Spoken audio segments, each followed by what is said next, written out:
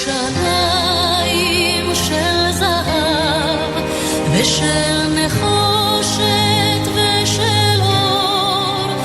Histoire du sionisme et de l'État d'Israël. Nous retrouvons Ariel Danan. Bonjour Ariel. Bonjour Léa. Ariel, vous êtes docteur en histoire et directeur du département culturel de l'Alliance israélite universelle.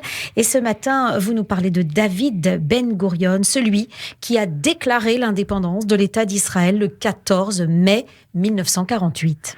Oui, David Ben Gourion, un personnage considérable dans la création de l'État d'Israël et dans les 30 premières années de l'existence de cet État. Et nous allons lui consacrer plusieurs émissions en commençant par son enfance. Alors, de son vrai nom, David Green, c'est le fils de Schneidel et Victor Green, un couple resté religieux, mais très profondément influencé par la Haskalah, le mouvement juif des Lumières. Alors, le futur David Ben Gourion naît dans la ville de Plonsk, en Pologne, le 16 octobre 1886. Il a 2 frères et 2 sœurs. À l'âge de 5 ans, comme tous les enfants de son âge, il commence à étudier au Cheder, avant d'être confié à l'âge de 7 ans à un pédagogue moderne. Il étudie ensuite dans un autre Cheder créé par son père, membre des Chovevet Sion. À l'âge de 11 ans, il perd sa maman, qui succombe à un accouchement difficile. Après sa bar mitzvah, il étudie brièvement dans un Beth Midrash, dans une école talmudique, mais il abandonne en fait rapidement la pratique de la religion. Et à 14 ans seulement, avec les encouragements de son père, il fonde une association, l'association Ezra, qui veut encourager et préparer ses membres à la Aliyah en terre d'Israël par l'enseignement de l'hébreu moderne. En 1904, à 18 ans, il prend son indépendance et part s'installer à Varsovie. De retour 1 an plus tard dans sa ville natale et en pleine révolution russe de 1905, il intègre les Pohalet Sion, qui allient sionisme et socialisme marxiste. Il organise même les grèves des tailleurs, luttant pour de meilleures conditions de travail, notamment la journée de 12 heures. Il s'oppose violemment au Bund et impose les Pohalet Sion comme principale association auprès de la jeunesse juive de sa ville. Il les organise en milices d'autodéfense pour faire face à d'éventuels pogroms.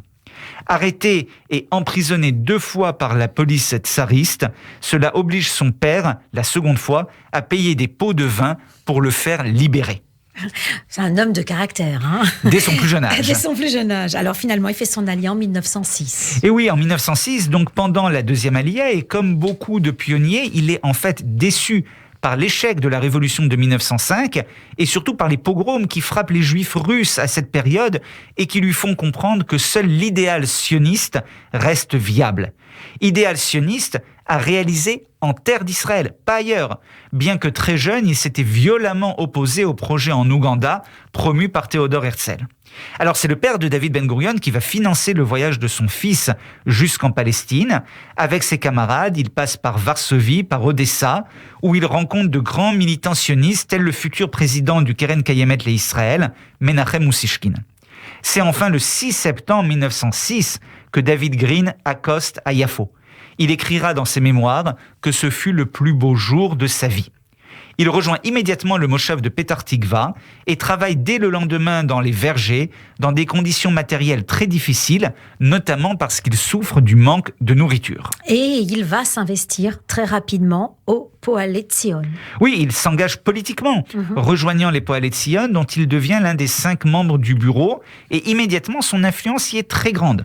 Il fait rajouter dans les objectifs de l'association la lutte pour une indépendance nationale du peuple juif en terre d'Israël. Alors, il est obligé de retourner brièvement dans sa ville natale, il quitte la terre d'Israël pour revoir sa famille avant de retourner immédiatement en Palestine et de travailler dans différentes collectivités agricoles de pionniers. C'est une période difficile, avec des affrontements meurtriers avec les villageois arabes, et Ben Gourion travaille à la création de milices d'autodéfense. En 1910, il part s'installer à Jérusalem et s'investit de plus en plus dans les Pohalet Sion en écrivant régulièrement dans leur journal. Et c'est là qu'il prend le nom de Ben Gourion, en référence à 2 personnages historiques de la période de la révolte juive contre Rome au 1er siècle de notre ère. La principale problématique pour les sionistes en 1910, c'est d'obtenir une reconnaissance politique leur permettant d'œuvrer de manière plus concrète. L'une des hypothèses est alors d'obtenir un statut auprès de l'Empire ottoman qui règne sur la Palestine. C'est dans ce but qu'il s'installe à Istanbul après avoir appris le turc pour étudier le droit en compagnie du futur président de l'État d'Israël, Yitzhak Ben-Tzvi. Et survient alors la Première Guerre mondiale. Oui, la Première Guerre mondiale qui va contrarier leurs projets. Ils sont donc de retour en Palestine au déclenchement de la guerre et ils acceptent même de prendre la citoyenneté ottomane. Car ils étaient avant citoyens russes et l'Empire russe est opposé à l'Empire ottoman dans cette guerre. Ils auraient été obligés de quitter la Palestine comme ressortissants d'un pays ennemi. La situation ne s'améliore pourtant pas puisque Jamal Pacha décide d'exclure tous les activistes sionistes de Palestine. Ben Gurion et Ben Tzvi sont donc arrêtés et expulsés. Ils se rendent d'abord à Alexandrie où ils discutent notamment avec Joseph Trumpeldor qui souhaite créer une unité juive pour lutter aux côtés des Britanniques. D'Égypte, ils partent aux États-Unis où ils arrivent en 1915 et tandis que d'autres dirigeants sionistes tels que Chaim Weizmann se sont installés en Europe. À New York, David Ben Gurion s'investit exclusivement dans l'action sioniste. C'est de cette période que date son premier texte où il traite de l'avenir du mouvement politique sioniste. L'action politique et diplomatique, écrit-il, auprès des Alliés, ne suffira pas à garantir la création d'un foyer national juif qui dépend avant tout de l'installation sur le terrain de pionniers. Il écrit « On ne reçoit pas une terre, on la conquiert.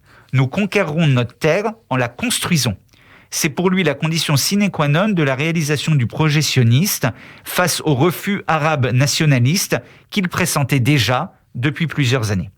Alors, c'est à New York que David Ben Gurion va rencontrer sa future femme, Paula, jeune juive originaire de Minsk et étudiante infirmière.